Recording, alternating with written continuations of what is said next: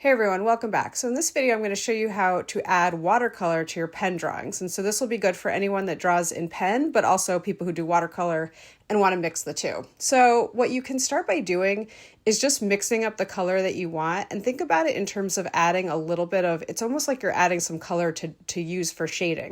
And so when you use watercolor, one thing you want to think about is doing it in layers, because when you try to do too much at one time, it kind of gets muddy. And so you actually get a better effect if you do in layers. So that's what I'm doing here. I'm doing the first layer of all 4 of these cactus. As far as color mixing, you can get a really nice green if you just mix your yellow with your cerulean blue. So that's the top blue right there. And you also have ultramarine, so you can play around with different blues that you might like. Now, the most important thing if you're doing watercolor is water control. So watercolor is really like the medium of water control. And by that, I mean that if you have too much water or too little water, you don't get as good effects. So I think generally it's more common for people to have too much water on their brush than too little. It's usually pretty obvious if it's too little.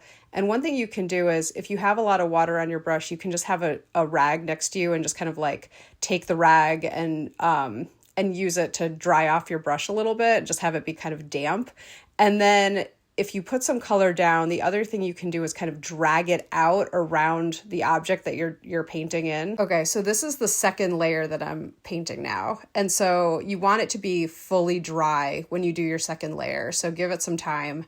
And this allows you to go back in with a little bit more color and just bring up a little bit more volume in those objects and make it just look a little bit more interesting. So the way that I'm kind of thinking about these is that there's a light source coming from like maybe the top right. And so the top right part is going to be light and the left-hand part is going to be a little bit more in shadow.